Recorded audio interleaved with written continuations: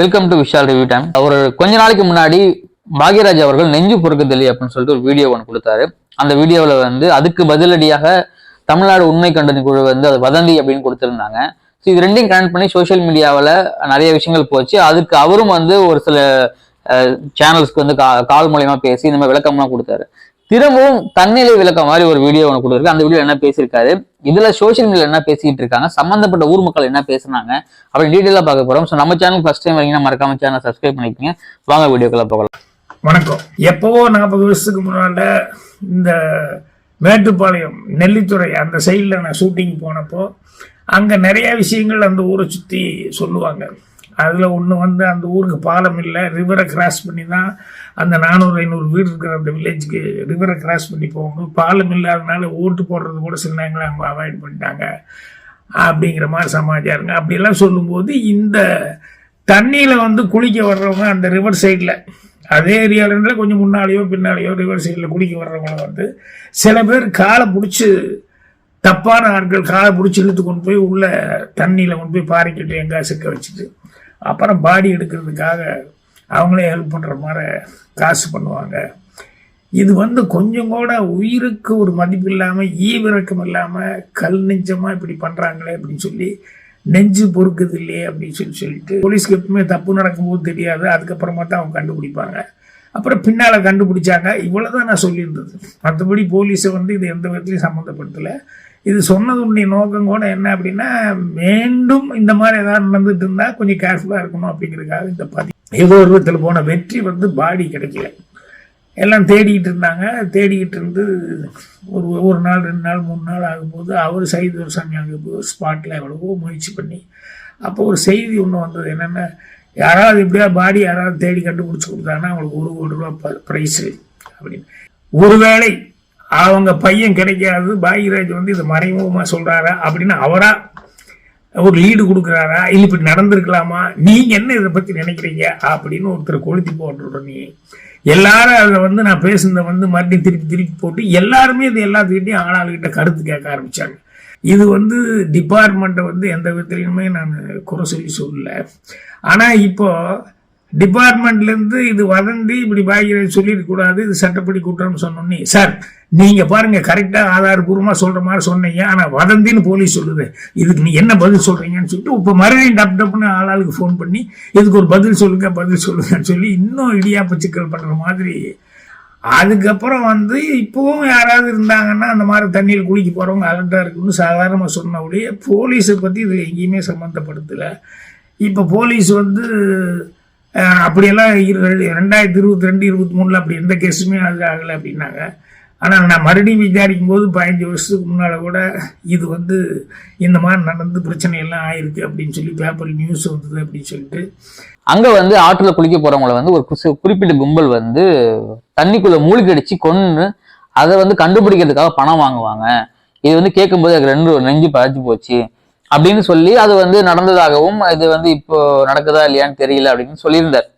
இப்போ அவர் என்ன சொல்லியிருந்தாரு, அதுக்கு வந்து காவல்துறை என்ன சொல்லியிருந்தாங்க அப்படின்னா, இல்ல அந்த மாதிரி எந்த விஷயமும் நடக்கல, 2022-2023 சமயங்கள்ல அந்த மாதிரி எந்த விஷயமும் இல்லை, இது வந்து வதந்தி பரப்பது ரொம்ப ரொம்ப குற்றம், நாங்க வந்து பேரிடம் இருப்பு அங்க வச்சு அங்க வந்து இந்த மாதிரி இப்போ 2024 எந்த உயிரிழப்பும் கிடையாது, அதுக்கு ஒரு டீம் செட் பண்ணி நாங்க வந்து பாதுகாத்துக்கிட்டு வரோம் அப்படிங்கிற மாதிரி சொல்லியிருக்காங்க. கோவை கமிஷனர் முதற்கொண்டு அந்த விஷயத்துல வந்து இருந்தாங்க. சோசியல் மீடியாவில் பயங்கரமா போயிட்டு இருந்து சம்பந்தப்பட்ட ஊர் மக்கள் என்ன சொல்றாங்க அப்படின்னா, சம்பந்தப்பட்ட ஊர் மக்கள் ஒரு பல ஆண்டுகளுக்கு முன்னாடி, அதாவது 90s இந்த விஷயங்கள் நடந்துச்சு, ஆனா இப்ப நடக்கிறது இல்லை அப்படின்னும், ஒரு சில பேர் வந்து வேணும்னே வந்து திட்டமிட்டு எங்க ஊரை வந்து பழி சொல்றீங்க, குறை சொல்றீங்க, அப்படிலாம் எதுவும் கிடையாது, இது வந்து யாரோ வதந்தி பரப்புறாங்க அப்படின்னு சொல்லிட்டு இருந்தாங்க. பாக்யராஜ் அவர்கள் என்ன சொன்னார் அப்படிங்கிறது தான் மிகப்பெரிய விஷயம்.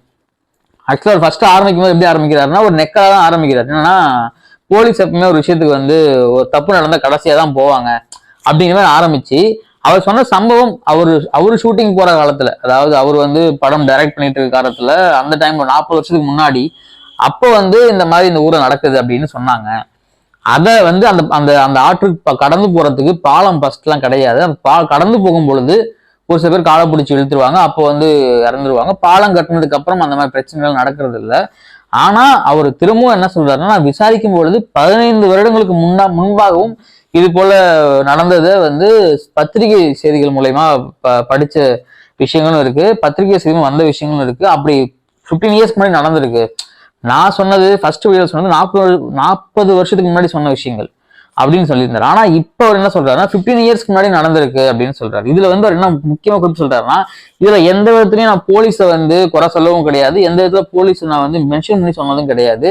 இதுல வந்து அவங்க வந்து திடீர்னு வந்து விளக்கம் கொடுக்கறதுல எனக்கு அதுல வந்து நான் அப்படி மீன் பண்ணி பேசல, அதுல எனக்கு உடன்பாடும் கிடையாது. சைதை துரைசாமி அவருடைய பையன் வெற்றி துரைசாமி அந்த விஷயத்தையும் வந்து இதுக்குள்ளே கனெக்ட் பண்ணி பேசுறாங்க. நான் வந்து சொன்ன டைம் வந்து ஆக்சுவலா அவர் அந்த வெற்றி துரைசாமி அவர்களுடைய உடல் வந்து 9 நாட்களுக்கு கிடைச்சது. அதுவும் 1 கோடி ரூபாய் பரிசுன்னு அறிவிச்சு ஒரு 4 நாளுக்கு அப்புறம் உடலை கண்டுபிடிச்சாங்க. ஸோ அதுக்கும் இதுக்கும் என்ன சம்மந்தமா இருக்கும் அப்படிங்கிற மாதிரி ஒப்பிட்டு பேசுறாங்க. அதுக்கும் இதுக்கும் எந்த சம்மந்தமும் கிடையாது. நான் சொன்ன விஷயங்கள் அப்படிலாம் நடந்திருக்கு ஒரு காலகட்டத்துல. இப்போ அப்படி ஏதாவது நடக்குதா, அப்படி நடந்தா நீங்க பார்த்து போங்க அப்படின்னு சொல்றதுல எந்த தப்பும் கிடையாது. டைரக்ட் பண்ணிட்டு இருக்கும்போது நிறைய இடத்துக்கு போவோம், ப்ரெஸ் பார்ப்போம், மீட் பண்ணுவோம். பட் இப்பெல்லாம் அந்த மாதிரி போறது கிடையாது. ஆடியோ லஞ்சஸ் அட்டன் பண்ணுவோம். அதை தவிர்த்து இப்ப சோசியல் மீடியாஸ் நிறைய இம்ப்ரூவ்மெண்ட் ஆயிருக்கு. இன்ஸ்டால பேசுறது, லைவ் பண்றது, யூடியூப் பேசுறது அப்படின்னு இந்த விஷயத்த வந்து நான் மக்களுக்கு பகிர்ந்துக்கணும்னு நினைச்சது இந்த விஷயத்த பகிர்ந்தேன். பாக்யராஜ் அவர்கள் சொன்ன விஷயங்கள் உண்மையா பொய்யா அப்படின்னு நம்ம ஒரு விஷயம் சொல்லியிருந்தோங்களா, ஒரு சில பத்திரிகையாளர்களே நடந்தது அப்படின்னு சொல்லியிருக்காங்க. அதை வந்து மறுக்கவே முடியாது. பத்திரிகை செய்தியாகவும் வந்திருக்கு, பத்திரிகையாளர்களும் நடந்தது அப்படின்னு சொல்லியிருக்காங்க. பட் இது வந்து இப்ப நடக்கல. அது நம்ம திரும்ப அடிக்கடி ஏன் சொல்றோம் அப்படின்னா, ஒரு டைம்ல நடந்த விஷயத்த இப்ப சொல்றாங்க. இப்ப நம்ம வந்து ஒரு படம் எடுக்கிறோம், ஒரு ஹிஸ்டாரிக்கல் மூவி எடுக்கிறோம் அப்படின்னா அந்த டைம்ல வந்து நடந்ததை வந்து அப்படியே படம் எடுக்கிறதுக்கு நிறைய ரிசர்ச் பண்ணுவாங்க. இப்போ ஒரு புக்ஸ் படிக்கிறதா இருக்கட்டும், இல்ல அந்த ஊர்ல வாழ்ந்த ஒரு பழமையானவர்களை போய் பார்த்து என்ன நடந்துச்சுன்னு கேட்கிற விஷயங்களா இருக்கட்டும், அன்அஃபிஷியலா நிறைய விஷயங்கள் சொல்லுவாங்க. ஆஃப் த ரெக்கார்டா ஒண்ணு சொல்லுவாங்க, ஆன் த ரெக்கார்டா ஒண்ணு சொல்லுவாங்க. ஏன் அப்படின்னா ஒரு சில உண்மைகள்லாம் நமக்கு தெரியும் பொழுது அதை மக்கள்கிட்ட கொண்டு சேர்க்கும் போது பயங்கள் ஏற்படும், தேவையில்லாம பதட்டம் ஏற்படும், இதெல்லாம் சட்ட ஒழுங்கு பிரச்சனை ஏற்படும் அப்படின்னு நல்லாவே தெரியும். அதனாலதான் இந்த ஹிஸ்டாரிக்கல் எடுக்கும்போது, ஒரு பீரியட் மூவி எடுக்கும்போதோ, 90s லேட்டஸ்ட் நடந்த விஷயங்கள் இப்ப திரும்ப எடுக்கும்போது அப்ப வந்து இந்த விஷயங்கள்லாம் வந்து ஓபன் பண்ணுவாங்க. ஏன்னா அது நடந்து 30-40 வருடங்கள் ஆச்சு, அதுக்கு பெரிய இம்பாக்ட் இருக்காது அப்படின்னு சொல்லிட்டு. ஆனா அந்த சமயத்துல அதெல்லாம் வந்து ஒரு சென்சிட்டிவான விஷயம் அப்படின்னு வெளியே சொல்லாம இருப்பாங்க. சோ அப்படி அந்த மாதிரி நடந்த விஷயத்துல இதுவும் ஒன்னா கூட இருக்கலாம்.